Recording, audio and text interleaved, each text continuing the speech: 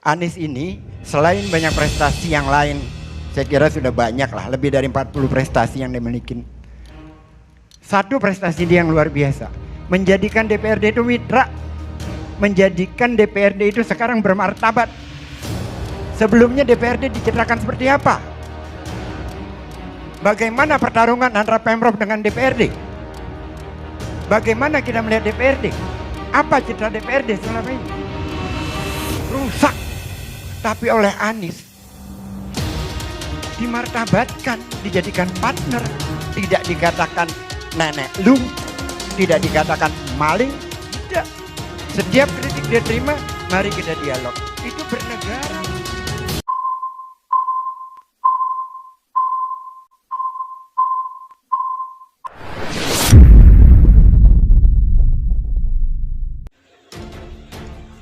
Pertempuran tiada henti, Anies versus Jokowi. Setelah beberapa saat tiarap dihajar publik dan media, buzzer menggeliat kembali. Mereka ramai-ramai menghajar Gubernur DKI Anies Baswedan. Suara mereka bersahut-sahutan seperti kodok bernyanyi menyambut musim penghujan. Kebijakan Anies menarik rem darurat akan memperlakukan pembatasan sosial berskala besar PSBB di Jakarta diserang habis. Jumat 11 September, tagar Anies dan COVID berbahaya menjadi salah satu trending topik. Sejumlah artis alias influencer juga turut mempersoalkan kebijakan Anies. Cuma caranya lebih halus, tidak langsung membuli. Orkestra nada menyerang Anies di medsos bersamaan dengan serangan secara sporadis para menteri Kabinet Jokowi. Tak tanggung-tanggung, pasukan tempur menggeruduk Anies dipimpin langsung oleh Menko Perekonomian Erlangga Hartanto. Erlangga menuding rencana Anies menarik rem darurat sebagai biang keladi nyungsep indeks harga saham gabungan di Bursa Saham Jakarta. Menteri Perdagangan Agus Suparmanto yang selama ini tak pernah jelas rimbanya tiba-tiba juga muncul. Dia mengingatkan PSBB di DKI Jakarta jangan sampai menghalangi distribusi logistik. Dampaknya bisa menghancurkan produk domestik bruto. Menteri Perindustrian Agus Gurmiwang Kartasasmita mengingatkan PSBB jangan sampai menghancurkan industri manufaktur yang kini tengah menggeliat. Di luar ketiga menteri yang membidangi ekonomi, yang paling menarik adalah pernyataan Wamenlu Mahendra Siregar. Dia mengingatkan jika PSBB dipukul rata, termasuk industri manufaktur, dampaknya ekonomi akan kolaps. Sebagai Wamenlu, tidak pada tempatnya Mahendra bicara semacam itu. Benar, dia pernah menjadi Mendak pada era SBY. Dia punya kompetensi bicara, namun dengan posisinya sekarang sungguh tak elok. Akan lebih baik bila Mahendra bicara bagaimana upaya pemerintah membuka lockdown dari lebih 60 negara terhadap Indonesia. Itu tugas pokok dan fungsi dia yang tidak kalah seriusnya. Nabok nyilih tangan, fenomena pengeroyokan rame-rame atas Anies dalam Hasanah Budaya Jawa disebut sebagai nabok nyilih tangan, alias memukul dengan meminjam tangan orang lain. Jokowi tak mau tangannya kotor dengan menyerang Anies. Dia meminjam tangan para menterinya, bahkan para buzzer untuk menghajar Anies. Tangannya tetap bersih.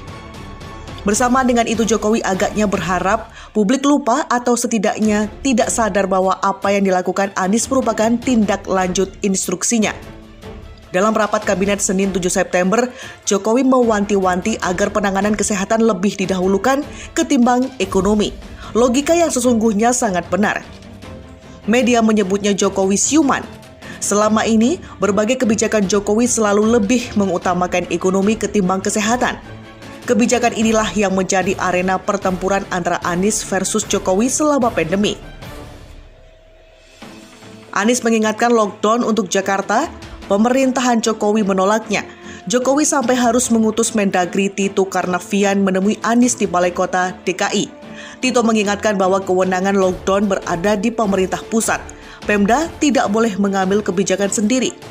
Sepanjang pandemi, ketegangan antara pemerintah pusat dan Anies terus berlangsung. Menku Sri Mulyani pernah menyebut Pemprov DKI tak punya dana bansos.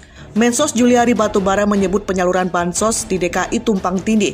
Sementara Menko PPM Muhadjir Effendi mengaku menegur Anies karena data dan penyaluran bansos di DKI acak adul. Belakangan justru terungkap pemerintah pusat dalam hal ini Depko berhutang besar kepada DKI. Dana perimbangan yang belum dibayarkan sebesar 6,39 triliun rupiah. Anies sudah sempat menagih dan mengeluhkannya ke Wapres Ma'ruf Amin. Perseteruan kali ini setidaknya menjadi arena pertempuran babak ketiga antara Anies versus Jokowi. Hanya saja kali ini Anies harus ekstra hati-hati. Kendati opini publik berpihak kepadanya, namun kondisi psikologis masyarakat sudah sangat berbeda. Secara ekonomi daya tahan publik kian melemah, mereka terpaksa melakukan pelanggaran pembatasan karena tuntutan perut tidak bisa dikompromikan. Dampak penarikan rem darurat akan membuat kontraksi besar, apalagi bila tidak dibarengi kompensasi bagi rakyat. Rakyat bisa ngamuk, Anies akan jadi sasaran. Sudah menjadi rahasia umum keuangan DKI memburuk dan menyusut hampir separuh. Pemerintah pusat sejak awal tidak mau bertanggung jawab atas beban anggaran akibat kebijakan yang diambil. Jokowi mati-matian menolak lockdown karena tidak mau bertanggung jawab atas beban anggaran yang harus dipikul. Anies juga dihadapkan pada penolakan kepala daerah di sekitar DKI yang bakal terkena dampak kebijakan tersebut. Wali Kota Bogor Bima Arya Sugianto tegas menolak rencana PSBB total. Dia minta Anies berkonsultasi dengan pemerintah pusat. Dilihat dari panduan suara para menteri dan serangan para buzzer sudah jelas menunjukkan kemana arah kebijakan Jokowi. Jokowi menegaskan penanganan kesehatan harus diutamakan, ketika Anies mau menjalankannya malah diserang habis-habisan. Anies pasti tahu bahwa pernyataan Jokowi tidak bisa diartikan secara harfiah, linier. Jokowi selalu melakukan hal-hal yang berbanding terbalik dengan apa yang dia katakan. Dia mengatakan akan reshuffle, tapi nyatanya tidak. Dia menyatakan ekonomi akan meroket, itu artinya ekonomi akan nyungsep. Kalau sekarang dia mengatakan kesehatan harus diutamakan, maka harus diartikan tetap ekonomilah yang diutamakan. Masalahnya Anies saat ini tidak punya pilihan lain. Rem darurat harus ditarik, bila tidak akan terjadi crash.